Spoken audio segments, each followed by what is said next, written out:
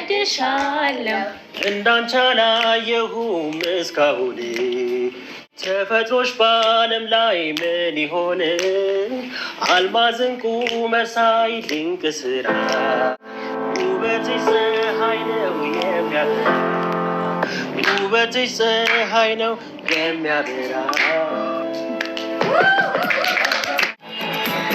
ታጥቁኝ ቆይ ከመች ጀምሮ ነው አንቺ ነገር መብላት የጀመርሽው? ምን ማለት ነው? እንደ ራሴ ማቃተቴ ተቀይራለች። ጭራሽ ማለቃት ሰው ሆናለች። ከዚህ በላይ ባሰብ ራሱ ያስብኝ ነው። ከዚህ በላይ ማሰብ ፈልገሽ ነበር? ታውቆሻል ግን ሁኔታሽ እኮ ከቤቴ ውጪልኝ ሂጂልኝ ነው የሚመስለው። አሜን። አይ አንቺን ለማግኘት ነው። ምን ነው ታዲያ አልደወልክልኝም እኮ? አንዳንድ ጉዳዮች ከስልክ ውጭ ሲሆኑ ጥሩ ነው። እሺ ቅድሚያ ግን የምስራች ልንገርሽ። ምስር ብላ ምንድን ነው እሱ? ስለ መድብል ካሌብን አሳምኘዋለሁ። ወይኔ ታሪ አደረከው። ቀድሞውኑ ባንተ ተማምኜ ነበር። በጣም በጣም በጣም አመሰግናለሁ። ውለታ በውለታ ነው የሚመለሰው ብሏል። አንተም ጠንቅቀህ ታውቀዋለህ።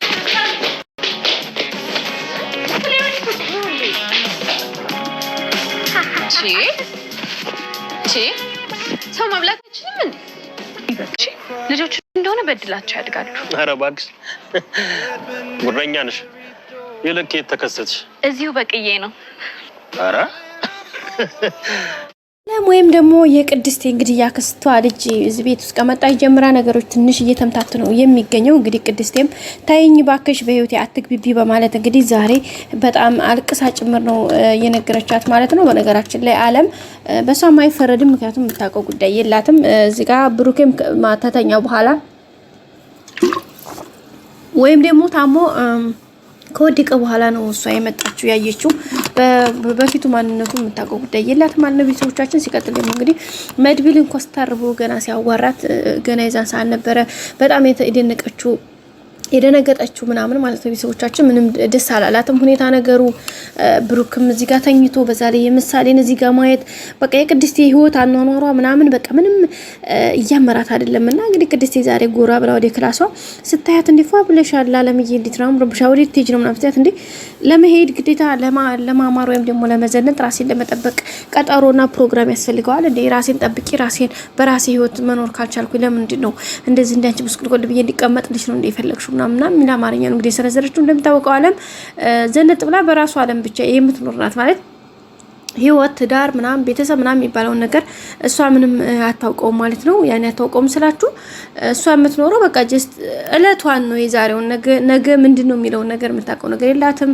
ከዛሬ የሆነ ሰው ካገኘች ትበላለች፣ ትጠጣለች፣ አብራ ላይፍ ጀስት ፈታ ትላለች፣ አበቃ እዛው ነው ሁለታ ነገሩ የሚያልቀው ማለት ነው። ከዛ በተረፈ ግን ምንም አይነት ነገር የምታውቀው ወይም ደግሞ ልታደርግ የምትፈልገው ነገር ምንም የላትም። በዛ አማካኝነት እንግዲህ ቅድስቴ በጣም ደብሯት ስለነበረ እንግዲህ እያለቀሰ ነበር ባልተቤቴ እንደዚህ ሆኖ ገና ወርም አልሆነውም። ሲቀጥል ደግሞ ይሄ ነገር የተፈጠረው አሁን በቅርብ ነው የቆየ አይደለም። ደግሞ ችግሩ የሹ ነገር የተፈጠረው ለማውራት በማይመች መልኩ የሰርጋችን እለት ወይም ደግሞ የደስታችን እለት ነው። ስለዚህ በማለት ነው እንግዲህ እንደ ሐሳብ የገለጸችው። እንግዲህ እንደዛ ብላ እንባዋ ነው ቅድስት የቀደማት ነው የምታውቀው። ብሩኬን በጣም ነው የምትወደው የምታፈቅረው። አሁንም እንግዲህ እሷ ስላለች ነው ከጎን ሆና እየተንከባከበችው ያለችው ቤተሰቡም ተረጋግቶ ያለው ማለት ነው። ቤተሰቦቻችን ሰው በዚህ ይሄን ስትላት እንግዲህ ዓለምን በኋላ ደነገጠችና ስታለቅስ ስታያት እንዴ እኮ በጣም ነው የምወድሽ በጣም ነው ለምን ነው ቦጣሽ እንደዚህ እንድታለቅሽ እኮ አልፈልግም፣ ግን ህይወቱ ድብልድቅ ያለ ነገር ስለሆነ በዛ ላይ ደግሞ አንቺም ወደ ህይወትሽ እንድገባ ስለማትፈቅጂ የተፈጠረው ነገር ግልጽ ስላልሆነልኝ ከዛ አንፃር ነው። ስለዚህ በጣም ይቅርታ አድርግልኝ በማለት እንግዲህ ቅድስቴን በጣም ይቅርታ ብላ በሚገባ መልኩ ይቅርታ ጠይቃታለች። ቅድስቴም እንግዲህ አሁን ላይ ተረድታታለች። እግዚአብሔር ይመስገን ያው በትንሹ ባለው መልኩ ተረድታት ሁኔታ ነገሮችን አስተካክላለች። አሁን ላይ እንግዲህ ይቅርታ ብላለች። ምናልባት የተስተካከለች ይመስለኛል። ሲቀጥል ደግሞ እንግዲህ መድብል እንደሚታወቀው ዛሬ እየዘፈነ ነበር። ዝፈንልን ብለውት የበቀለሸት ምናምን አንዳንድ ነገር እየበሉ ነበር። እንደ ቤተሰብ ተሰባስበው ያለውን ነገር እያስተካከሉ ባለበት ሰዓት ላይ አጋጣሚ ቅድስቴ ብቅ ስትል በቃ በጣም ነው እንትን ያሉት ቤተሰቦቻችን እና እየዘፈነላቸው ነበረ እና መድብል በቃ መድብል ደግሞ ድምጽ በጣም ነው የሚያምረውና እየዘፈነ ድምጽ ስትሰማ ስታጮልቅ በበርጋ እየዘፈኑ ነው። በዛ ላይ ደግሞ ቅድስቴና ብሩክ እየተያዩ ነበር ምናምን ብቻ ደስ የሚል ነገር እየሰማች ነበርና ተደብቃ እያዳመጠች ነበረ። የሆነ የተሰማት ስሜት ብቻ ደስ የሚል ስሜት ተሰምቷታል ይመስለኛል። እንግዲህ ወደ መድብል ፍቅር አይነት አቅጣጫ ሳይወስዳት አይቀርም የሚል ሀሳብ አለን ቤተሰቦቻችን። ብቻ ግን በጣም ደስ የሚል ነገር ነበረ ሲያሳዩ የነበረው በጣም ደስ የሚል ነገር ነበረ። ሌላው እንግዲህ ማህሌት ነች። ማህሌት እንደምታውቀው እንግዲህ ካሌብ ሞሲሳ ያው ብሩክን እንደመረሹ መድብልን መርዥ ብሎ እንትን ሰጥቷት ስለነበረ እሱን ነገር ባካ አስቀርልኝ ባካ ሽማግሌ ብላ ታሬን እንግዲህ ሽማግሌ ልካው ነበረ። እሱም ደግሞ እንግዲህ ሽምግልና የተሳክቶልሻል፣ ስለዚህ ይሄን ነገር አድርጌያለሁኝ። ግን ደግሞ የሚገርመው ነገር ካሌብ ሌላ ውሳኔ ወስኗል። ውሳኔው ምንድነው? ከመድብል ጋር መደራደር። መድብል ጋር የተደራደሩበት ምንድነው? መድብል አብሮን እኛ ጋር ሊሰራ አንቺን አሳልፎ ሊሰጠው ስለሆነ ነው ማለት ነው ብሎ እንግዲህ ሰጥቷታል። በዛም እንግዲህ በጣም የተጨነቀችው እያለቀሰች ነው። በቃ ምን አለ ለመድብል አሳልፎ ከሚሰጠኝ የሱ የእግሩን ጣቢ እየጠጣሁ በተቀመጥኩ ወየው እናቴን አፈቅሽኝ እያለች እንግዲህ መንገድ ለመንገድ እያለቀቀሰች ነው። ሁኔታውንም እንግዲህ ለማስተካከል እየሞከረ ነው ማለት ቤተሰቦቻችን። ሁኔታው ትንሽ ከበድ ያለ ነው። ሁሉም ነገር ነው እንግዲህ ማህሌት ዛሬ ለማምለጥ ሙከራ ስታደርግ እንግዲህ በደረቀ ሌሊት ተይዛለች በጠባቂዎች ማለት ነው። ማን እንደያዛት ራሱ እነማን ናችሁ ምንድናችሁ ምናምን እያለች ነበረ ይመስለኛል። ያው የካሌብ ሰዎች ናቸው እርግጠኛ ነኝ።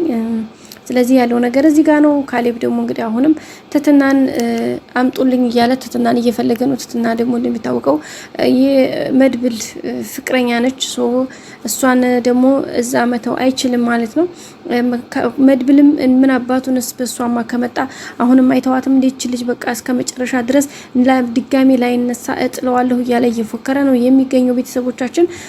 ያው እንግዲህ ያለው ነገር በዚህ መልኩ እየሄደ ነው። ሌላዋ እንግዲህ ኤደን ናት። ኤደን ያው መድብል ጋር ጠጋ እያለች ነው። እሱ ግን ምንም አይነት ፊት እየሰጣት አይደለም። ሲቀልድም እንግዲህ ነካ እያረጋት ነው። እሷ ደግሞ በጣም እየተናደደችበት ነው።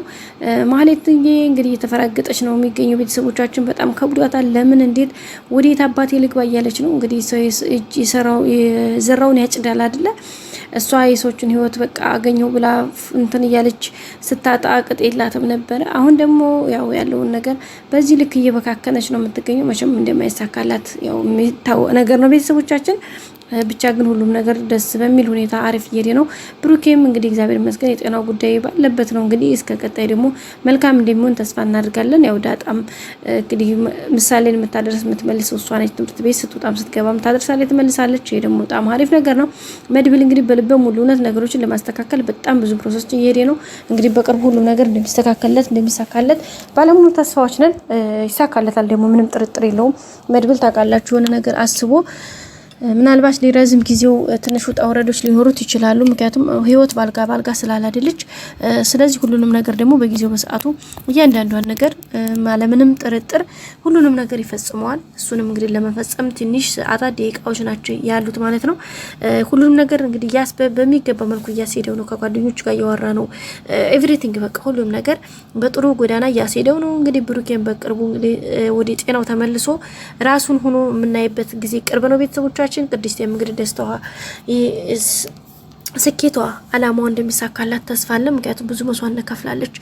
አሁንም እየከፈለች ነው የምትገኘው። እንግዲህ ሰው በሚወደው ሰው መፈተን በጣም ከባድ ነው፣ ግን እግዚአብሔር ይመስገን ያው እንደሚድን ተስፋ አለን። ምንም አይሆንም። በቀጣይ አዲስ ቪዲዮ እስከምንገናኝ ላይክ፣ ሼር፣ ሰብስክራይብ አድርጉ። ወዳችኋለሁ። ባይ ባይ።